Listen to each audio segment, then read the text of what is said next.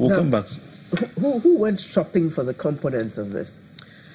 Some members of the company, they went to buy the materials. You didn't go with them? I didn't go with them.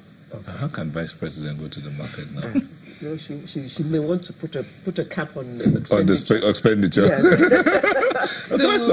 So each student company is a maximum of 30. There are up to 30 individuals. In the group. group. The company. Yes, in the company. So those are the other people that she was referring to. Okay. But they appoint key officers.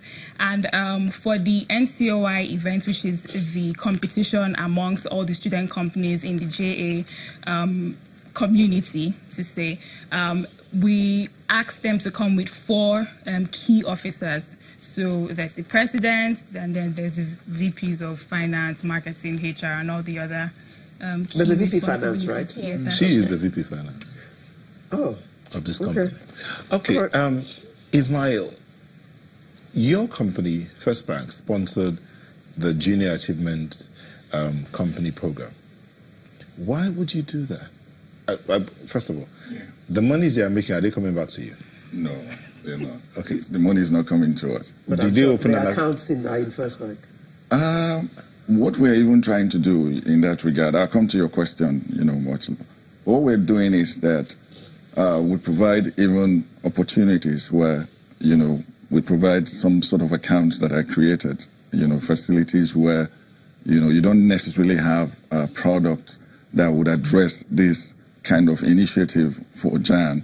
So we've actually have some sort of partnership with JAN to create that process where they can, get benefits of driving this kind of project. Yes. Why is First Bank sponsoring this program? First of all, I would like to say that First Bank is a household name. We all know First Bank. We've been around for over 124 years now. And one of the things that drive us is nation building. We've been part of the society. And the fact is that we've been basically woven into the fabric of the society, if you like. Part of this, at the heart of this, is actually impacting the society positively. Corporate responsibility and sustainability strategy is actually threefold. So you have education, that's one of the strategic pillars. Then you have financial inclusion, as well as responsible lending and procurement. So if you look at all of these, basically what we do is we have initiatives that power this. One of the initiatives that we have that is driven from this is called Future First.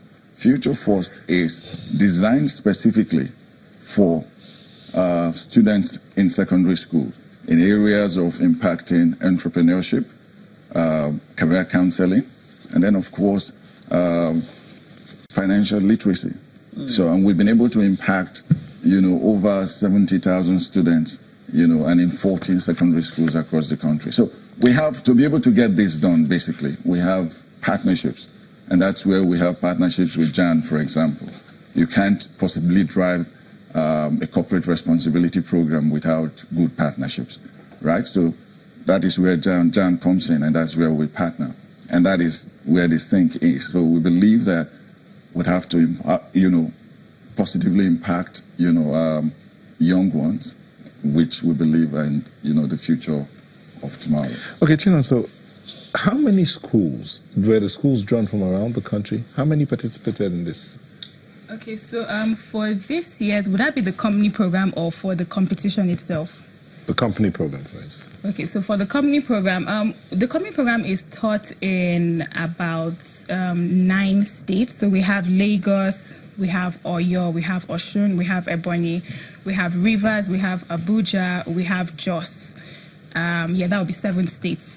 So yes, and in different schools in those states. And what happens first of all is that to represent the 6 geopolitical zones?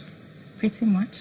The company, I mean the program, the competition itself, is it the whole country? Yes, it is. So at this year's NCOI event, which is the National Company of the Year competition, we had all these 7 locations represented.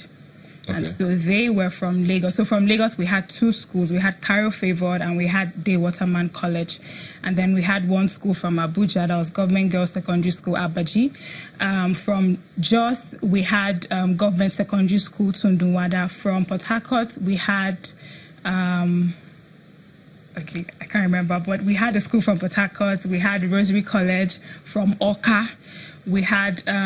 Ebonyi State University Staff Secondary School from Ebonyi. And then we had a school from Oshun and Oyo. Yes. Okay. Now, how were the schools selected?